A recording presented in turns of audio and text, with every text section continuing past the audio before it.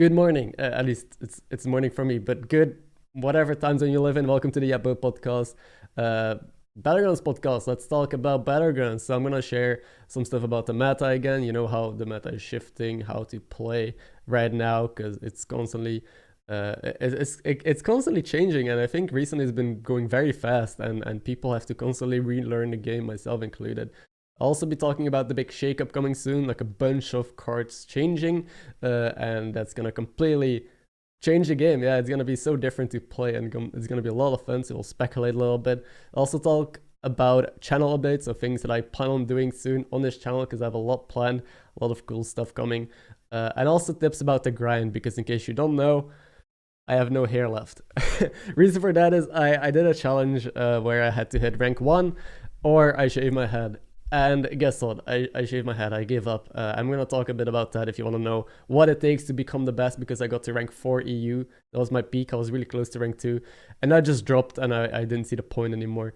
But yeah, I'll talk about that if you ever want to try and hit high ranks as well. What it is like to grind, things I learned, how to play better, how to improve a lot faster. Because in 1 month, I went from 9,000 MMR, which was just barely leaderboard, back then, that was 2 months ago, to all the way top 10 EU, which was my peak, the highest I've ever been in 1 month. So I will hopefully be able to help you guys out as well with that, and some of the mindset between setting a goal like this and what it actually does to you.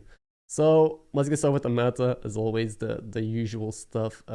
So NA and EU apparently play very different. I still don't play on NA, but I watch a lot of streamers play on NA, and also talk about the differences on EU and NA, because I know a lot of them play on both servers. Turns out that NA is super tempo, even more than EU. EU is a bit more greedier.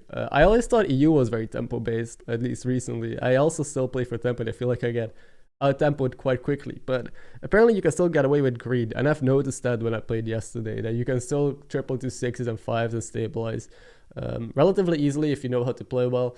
And apparently that's just not the case on NA. So one thing as well is that the tempo builds are so good. If I get early deflecto builds, I usually just stick with them. I usually just say I'm max, I'm gonna stay on tier 4, because that always gives me a top 3. You can play taunt comp, just taunt your deflectables, taunt your max, put them in the bag. Fuck, I spilled my coffee. Luckily it's not that much, so I'll leave it. But yeah, what was I saying again? Yeah, taunt build. So max with armor, really good. Just arm in general is nutty. It's great. Also Menagerie, I think it's one of the best builds right now. We're on one of the most consistent builds. Whenever someone triples into an early light fang, they're just set, right? They just buy a couple tribes, they level up, they play a good Menagerie, find some Mogadons, you're likely to win the game, or at least get a second or third to another high roller. But yeah, Menagerie has been one of my top performing compositions, together with Max and Taunt build on EU, I'll say that. Beasts are viable, they're not that great because they need a lot of high roll. They have good tempo with an early Mama Bear, and then Goldring can still potentially pop off, but you still lose to a lot of stuff. Elementals as well is insane. Like Gar is in such a good spot right now. If it's a no Murloc lobby and you find an early Gar, you're also just nuts. Yes, there have been a lot of games where I power level to tier 6, find Lil Rag, Genie, Gar, and just like explode, and people don't know how to deal with it, and you just kill the lobby. One of those games might go up on a second channel, so in case you don't know, I'm also restarting the second channel, but that's for later in the podcast, so I'm talking about channel updates. Anyway, dragons as well, they're always good. They've always been one of the best tries, because you can just scale so reliably if you find 1 or 2 Caligos. Like 1 Caligos is probably too slow. 2 Caligoses. Anyway, 2 of those usually scale quickly enough for you to get a decent board, and then you just find Adina, get shield on everything, and it's very hard to beat that unless you play really well, you're bigger, and you have like a ghoul second or something like that. But it requires a lot of specific things for you to beat a high roll dragon build. Same with elementals. I guess elementals are easier to counter with poison. So those high roll builds are often better than Menagerie or Taunt Comp and Max, but they're harder to pull off because you need a lot more pieces. They need to be on tier 6, while those Menagerie and Taunt Max can stay on tier 4 or 5 and just get super strong, right? So this meta doesn't feel very or less spiky than before. It feels like gradually scaling. It feels like people get stronger and stronger and stronger every turn. Well, previous metas, it was a case where people just like play weak boards and then just pop off. Whoever pops off first kills the lobby, right? So it's just like this guy spikes, you gotta avoid or dodge people who on their spike. it feels way less spiky right now on EU, and at least there are still spikes in spell lobbies, especially. Spell lobbies are still spiky. Like, don't get me wrong, if you're playing in a lobby where people get spells, you're gonna face a high roller with double Eliza on turn 8. Like, you're gonna get some nutty stuff, and you want to dodge people.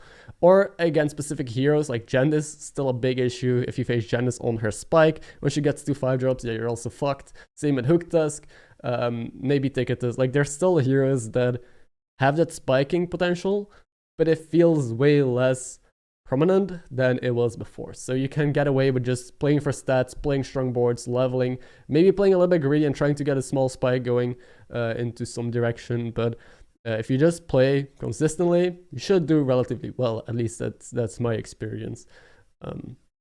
So yeah, that's good. I like metas that are not too spiky, because otherwise it just becomes a gamble. Who are you gonna face? What are the matchups like? Who gets the ghost? Because if there's like one dead guy in your lobby, then the greedy people at the bottom just get the ghost. Also, what I don't like is that the bottom 4 doesn't get the bad spells. So how spells work is that if you're in a bottom 4 of a lobby, you're less likely offered. No, you're just not offered the bad spells. If you want to know what the bad spells are and how that works, I would suggest checking out the video that I made about spells some time ago, what the best spells are and how they work. But basically, if you're at the bottom, so if you have low HP, you are more likely to get good spells offered, right? So for that reason, power level heroes and greedy heroes perform a lot better, because they take a lot of damage, level up, and then hit a good spell to stabilize, and then just like explode, right? So I don't like that they use health as a metric to identify people who are weak, because very often that's not the case. People who have low HP are very often the power level heroes, and the heroes that are about to pop off are freezing a triple into a 6-drop. So I think they gotta rework that somehow. I don't like it. I think they might actually reward the strong heroes more than the weak heroes. At least I'm happy that they took some measure to like try and balance spells, but I don't think using health as a metric is the right way to approach it. Although I'm not a developer, I don't know how else I would approach it. I don't know how else I would change it. That's not up to me to think about. I guess I could think about it, but I haven't yet. Anyway, there's probably more elegant solutions. Also, I feel like this meta is very tribe dependent. Depending on the tribes in, the lobbies play completely different. Like, if there's no Maxen, suddenly tier 4 and 3 comps are not there. You want to go to tier 5. Like, there's no arm, or you can still do arm comp, but it's not as good because there's less divine shields. So you gotta roll exactly Cyclone and Bronze Warden and Argus, and then you can find arm and start scaling. That's so many pieces. So like, no mech lobbies are so different and weird. Same with no pirate lobbies, then going to 6s is risky, because if you triple into a 6 and get Eliza, you win. But if there's no Eliza, and if there's, let's say, no dragons or no elementals, then tier 6 is dead. You want to triple into 5s and go Menagerie, probably. I think it's just very interesting. Same with Quillboars. Quillboars, I didn't mention Quillboars, by the way, when it comes to high roll tribes. But yeah, high roll Quillboars, obviously, still insanely good. Tier 4 Shaker Quillboars, okay, doesn't get first very often, but it's still good to stabilize with. A lot of tribes, or a lot of compositions that are good to stabilize with right now as well, so which is pretty good. If you face a high roller, you have ways to like play down, play Kiraji comp, play arm comp, shaker comp, and you might be able to still get a top 4 and like reduce the MMR loss.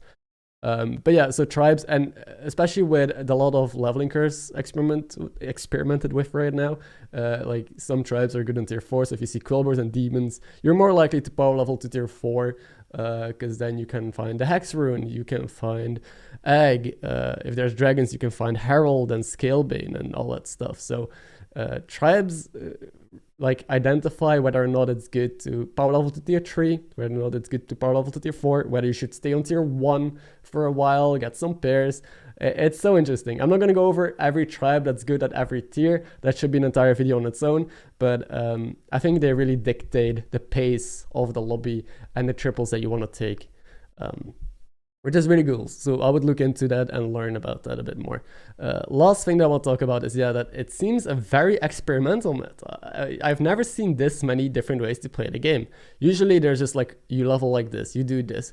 There's like a couple of ways that you play the game. You triple into a 5, and whoever hits the first light thing wins, like stuff like that. But right now, I've never seen this many leveling curves appear in a single meta. Like, people are now experimenting more with the I think it's called the Chinese curve. You can also call it the warrior curve or the tier 1 curve, whatever you want to call it. It has a million names by now.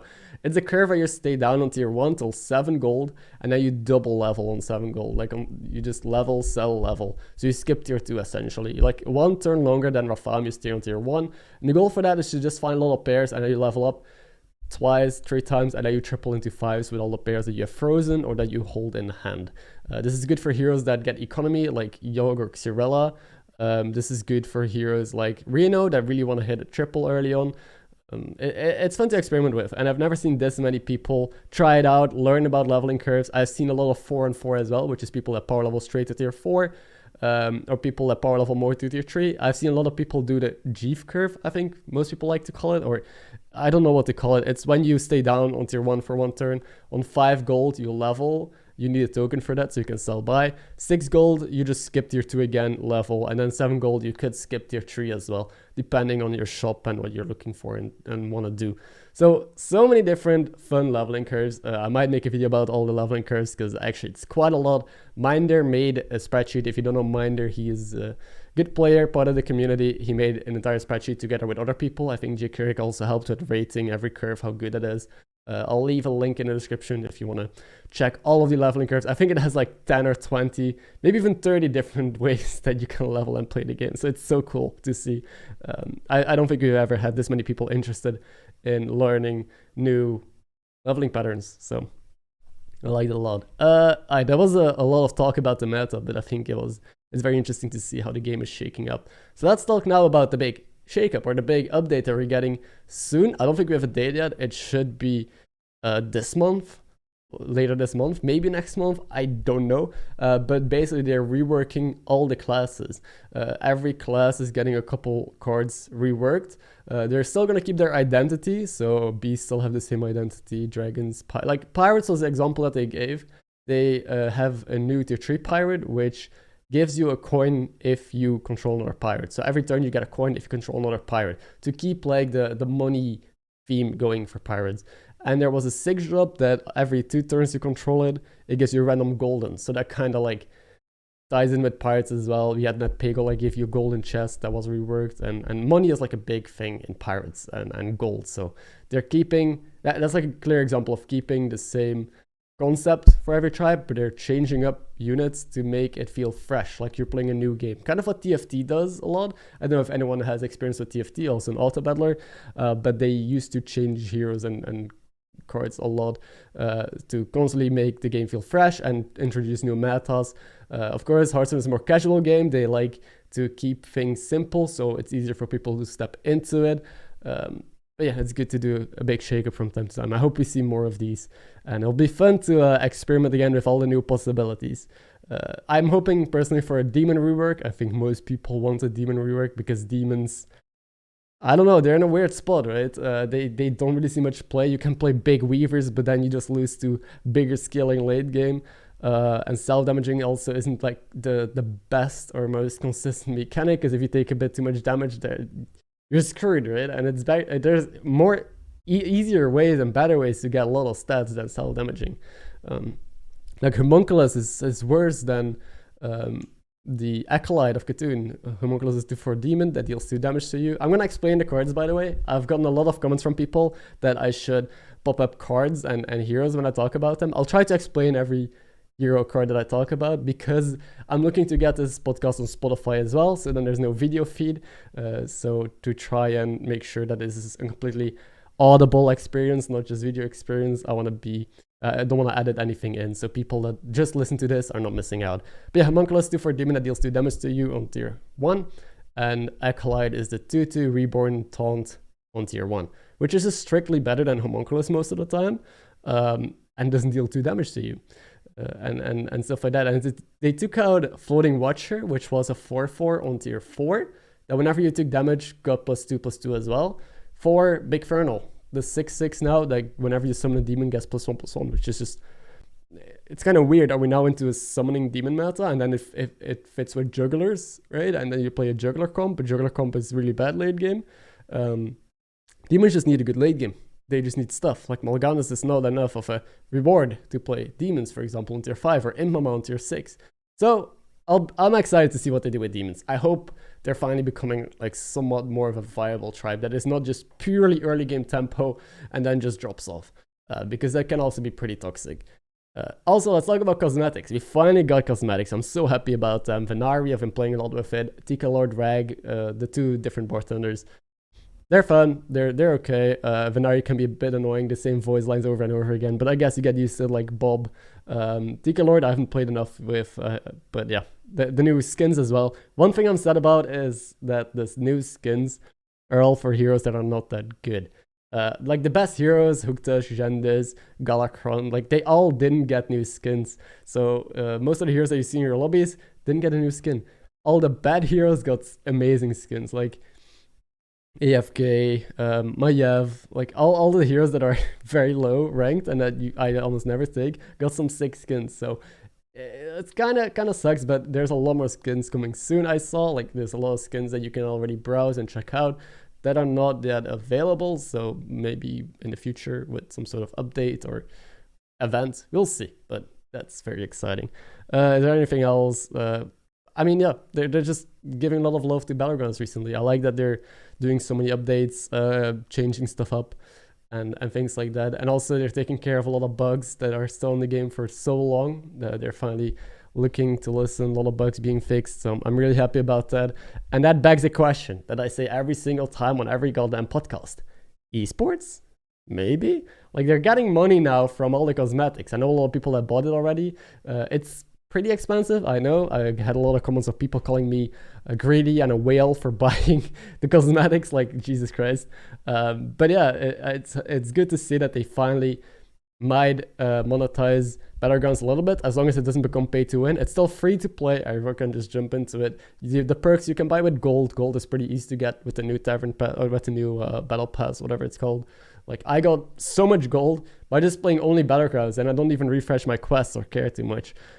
So it's easy to get it for free. So yeah, I think they're doing a really good job monetizing it, and then hopefully with money comes them seeing that this mode has more potential for esports. There's so many big tournaments being organized. They're so fun to watch. They're doing really well. So many talented players that just grind every day on top of the leaderboards. Like, it's insane. Just give us a competitive scene. That's all we ask for. Anyway, we move on because I'm going to keep rambling on to esports for way too long. Channel updates. So this is a bit more about what to expect on It's Ben 321 on YouTube and maybe Twitch. So the second channel is semi-active again. I try to post every single day a gameplay video from Twitch. So yeah, I stream on Twitch again. But sometimes I don't have time to edit. Like I work on so many different projects. I do other videos. So I try to make, like, this is my least priority, my second channel. But if you want to see gameplay, I'll promise I try to upload as much as possible. So if you want to see my best games or want to learn from games that happen on stream, go check it out. It's in the description. But if there's like an upload missing, yeah, that's gonna happen. It's gonna happen because it's not my highest priority. I also stream back on Twitch. A lot of people have been asking that joining my Twitch stream, why did you leave YouTube? Well, this could be a half an hour video in itself because there's so many differences between Twitch and YouTube streaming. In short, streaming on YouTube, business-wise, is probably smarter. Like, if I look at it as a business entity, I get more viewers on YouTube. Like, it's just, I'm the only one on YouTube. I should grow more on YouTube then. But Twitch has its pros as well that I kind of started missing after a couple months. I really like the community there. Like, all the streamers there, all my friends are on Twitch. And I miss interacting and hanging out and raiding each other.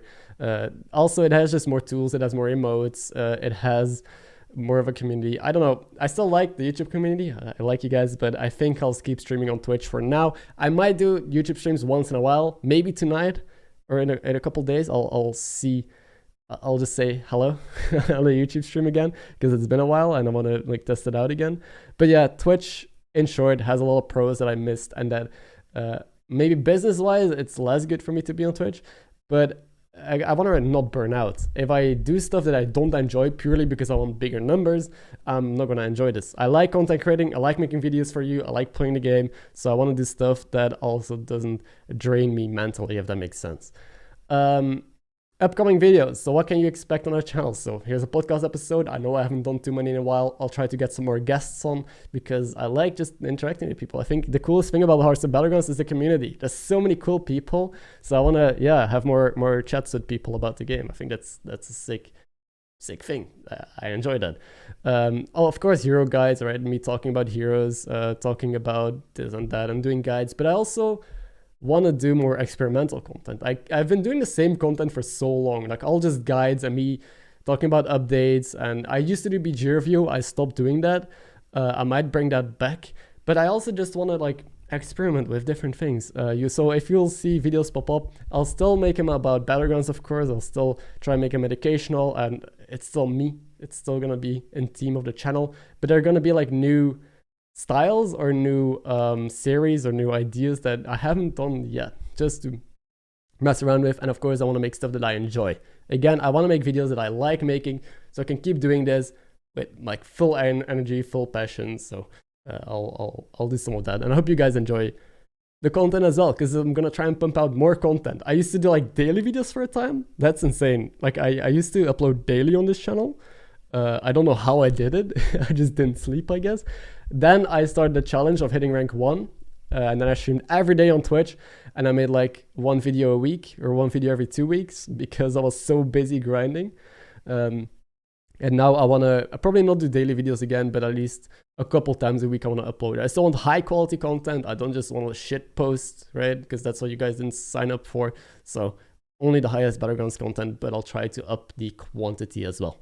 Alright, now for the grind. So for those of you that are interested in hearing me talk about what it was like to try and hit rank 1, everything that I did to improve, and how I was able to in 1 month hit a peak from like bottom leaderboard to rank 4 EU. I'll share all of that with you right now, and also why I quit. I didn't quit because I gave up. I quit for a lot of other reasons, because I'm still grinding for rank 1. I'll still be grinding a lot, just less, not daily anymore. But yeah, okay, let's get into it. So first, some tips if you want to grind. The first one is to take breaks. That is something that I had to figure out the hard way. I used to climb, like the first days that I started this grind, I started streaming 12 hours a day, like 10 hours and 8-hour streams, insane streams. And I realized that I could do it for a couple days, and then I just started sucking, and I got so tired, and my brain couldn't focus anymore. And your brain is not made to work at 100% capacity for 12 hours straight. It's just not possible. Your brain can't perform optimally for long stretches of time. I remember a stream as well that I streamed for 3 hours. I did really well, and then I just started sucking. I got 8th place. So I just left my stream on, went for a walk for half an hour or an hour, got some food. I got back, I was refreshed, and then I started killing it again, and I started climbing back up. Like, it's okay to take breaks. Grinding is not about putting the hours and the time in. It's about putting the good hours and time in. Like the time that you are most efficient, or that you are the best at it. Identify how long you can like play optimally, how long it takes for you to slowly like decline in your ability to play the game, and then just take a break or just quit for the day. It's better to play less but more efficient than a lot. A lot of people that play incredible amounts of hours, like climb and then drop, climb and drop, and they're like, yeah, it's very swingy, but honestly, the game isn't. It can be pretty swingy, but if you play 12 hours and you went 50-50, what's the point? You wasted an entire day. It's better to just climb and then drop, and then stop the climb, and then go again next day, and then drop, climb, and until you climbed, stop again. A real good analogy that I made is with investing. I used to be a lot into like Bitcoin, into cryptocurrencies, and just investing in general. Now less, but basically you want to try and know when to dip out, right? You're onto something, you invest into something, you see the curves go up, I want to sell at the right moment at the peak, because if you hold on, if you're like, yeah, this can go better and better, you're going to start dropping. And then if you dip out, yeah, you lost money. And if you're like, okay, but it's going to go up again, and you drop more, you lost money. That's basically how Battlegrounds works. Like, you want to dip if you feel like you're at your peak and you're going to start dropping. But most people are like, nah, I'll do better, I'll still climb. Then they start dropping. And then they say to themselves, I'm just going to get it back. I'm going to keep playing, I'll get it back.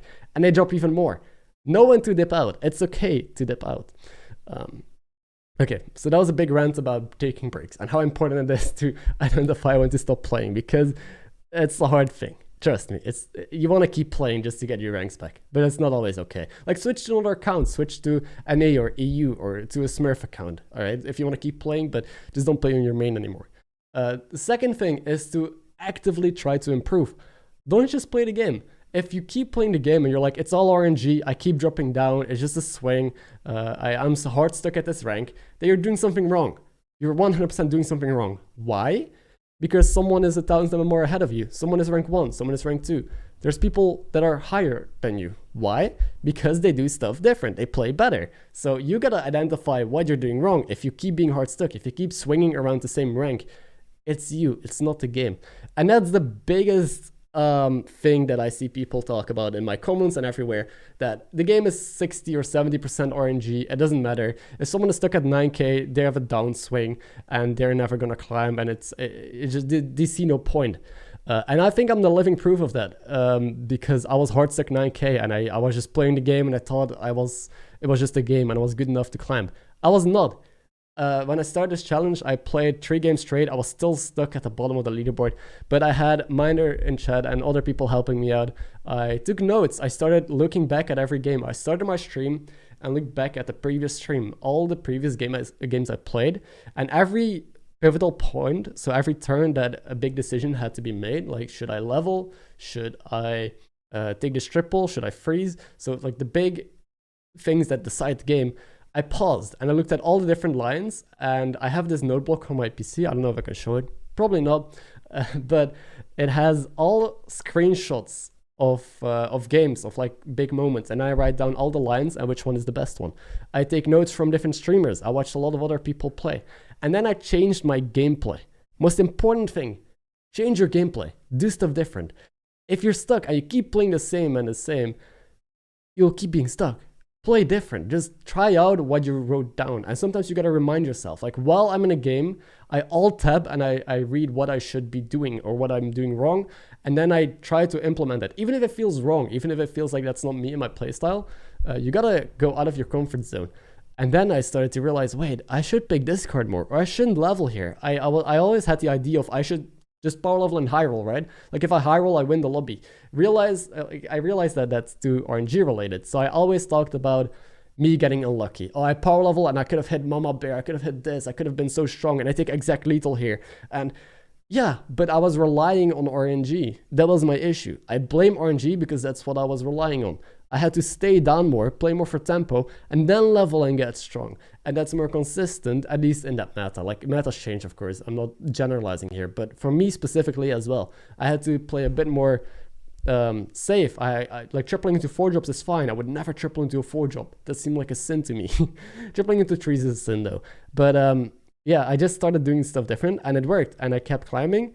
And then I started hitting top 100, and then I hit front page, and then I just kept going and I hit top 10, and I was mind blown, because it seems like something snapped in me. And even as I was top 10, I was learning, because if you stop learning there, you're stuck at rank 10. I'm stuck at rank 10. I'm not going to improve. I had to still learn and improve if I want to hit rank 1, right? So I kept climbing. I hit rank 4. I was 1 win away from rank 2 EU, and then it was just me and XQN who's ahead of me. But due to some things happening, like, my life has been a roller coaster recently, and I couldn't focus on the game anymore. There was so much other stuff going on then YouTube, and yeah, things that distracted me that I couldn't focus. I just lost my games. I got upset. I got tilted again. Tilt is also a big thing that destroys your focus. Like, if you get angry at the game, you're just not focused anymore, because your mindset is just all on, yeah, it's just bullshit. It's all RNG. It doesn't matter what I do, right? So I was really good at not getting tilted, but I got tilted at games, and I started dropping, and I dropped 1,000 ranks, and I was like, yeah, no, fuck that. So another reason why I stopped the challenge, or why I quit, is because grinding takes a lot of time and effort. I have so much respect now for people that are like insanely high ranks, because it takes literally all of your time if you want to be the best. You can't really have a full-time job. If you want to grind and hit rank 1, you need to spend your time studying other players, playing every day, getting better, and yeah, just grinding. Like, my 2 months of grinding, I kind of neglected my YouTube. I neglected a lot of things. I ordered more meals instead of cooking myself, which is a small detail, but so many other things in my life got neglected, including content creation. I want to be a content creator. I want to make YouTube videos. I want to entertain you guys and educate. I don't just want to play the game every single day for 8 hours to be rank 1, because then I'm rank 1 and then what? I have a small number next to my name. The reason why I started the challenge in the first place is because I wanted to be rank 1, because it's cool. I can put it in my bio. I was rank 1 EU POG, or like it kind of as a validation, right? Because I was only bottom of the leaderboard. I was making educational content. There's like this entire community, and I felt like I was seen as the underdog there, like just sitting at the bottom of leaderboard. I wanted to prove myself, basically, that I have the ability to be good at the game. And I feel like I kind of did, but I also kind of let myself down, right? Because I stopped, I quit, and I only had rank 4. I think that's good enough, because in the end, I realized that the main goal for me is not to hit rank 1, but to be a good content creator. So that is my second challenge that I'm doing right now. I quit this challenge because I realized that I actually don't really care that much about being the best at the game. I just want to be good enough, if that makes sense. I feel like I could, if I grind for 5 more months, maybe I'll be able to get there, right? But I don't want to waste that much time. I don't want to waste or keep my priorities like so messed up. So instead, I will be changing the challenge to hitting 10k subscribers on this YouTube channel by the end of the year, or I'm gonna delete this channel. So I'm gonna try and put all my effort and time and focus into this YouTube. If I don't hit the 10k subs by the end of the year, my channel will be gone, deleted. So hopefully that motivates me enough to push harder, if that makes sense. Anything else that I missed? Mental barriers, I guess, is the last thing that I wrote down, because grinding, just like any sport or like any discipline, if you want to be the best, it's not that much about just doing a lot of stuff and like physical barriers. It's mentally very challenging, because you got to keep on edge. You got to keep being the best, like perform 100%. You can't perform at 95%. So if you're like a little bit out of it, you can't play, because there's someone who's going to perform at 100% who is ahead of you, right? Another thing is Imposter Syndrome. That's something I kind of struggle with, which is, in case you're not familiar with Imposter Syndrome, it means that you kind of feel like you don't belong there, you don't deserve it. Like once I hit front page, I was like, but I'm still learning. I don't even know the game. Like there were so many questions. Every game that I played, I asked myself questions, and I was like, I'm not sure about my plays, but I was front page. So I felt like I didn't belong there, because I felt like I wasn't an expert yet. But I mean, I'm front page, so I think I proved myself. There were days where I only got top 3s, like 5-hour streams, I only got top 3s, like maybe 1 bottom 4 in there.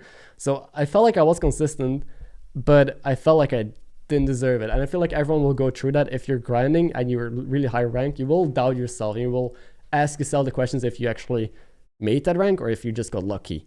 Another thing is overambitious. Like a lot of people have, or at least me, get very overambitious. Like I want to be number 1. I want to do this. Like you have your mind set on something and you only see that, but what you don't see is the things that come with it. So a lot of people get ambitious. They want to hit a new goal and a new like MMR. I have so many people come in my chat and say, yeah, I'm going to hit 7k this month. I'm 500 away. But then they come back the other day and say, yeah, I dropped 300. I think I'm quitting.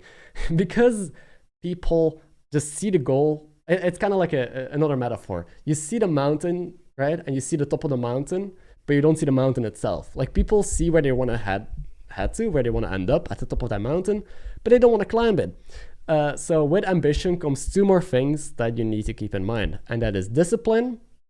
Without discipline, ambition is nothing. You can have whatever goal you have. If you don't have the discipline to work for it, you're not going to end up there. Very simple. And that's the hard one.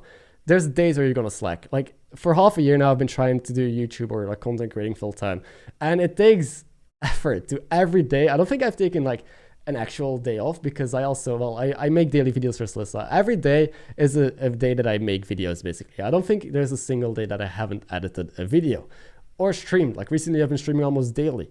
It's just, you got to stay disciplined enough to work for what you want to achieve, basically, which is pretty simple, self-explanatory, but it's not easy. And the third thing is grit. And grit, I guess I could do an entire TED talk on what grit is. I saw a TED talk about it, but basically it's the the thing that you have that keeps you going and pushing through. It kind of ties in with discipline, but discipline is more like very strict, very routine based. Is just having like sticking to your goals, and the grit is just the ability to keep powering through anything. Like same with Battlegrounds, if you're rank 8,000 and you drop 1,000 MMR, it's very likely to just say I quit. But if you have grit, then you're like, okay, I'll get it back. It's gonna take me a week maybe, but I'm gonna get it back and I'm gonna work for it. So those are things that you have to keep in mind. I hope I didn't demotivate anyone with this. So if you're grinding and you're listening to this and I'm like, oh, fuck this, I don't care. You can play the game for fun. Not everyone needs to be the best. You can play for fun. And if you feel like you want to push for a higher rank, just, learn a little bit.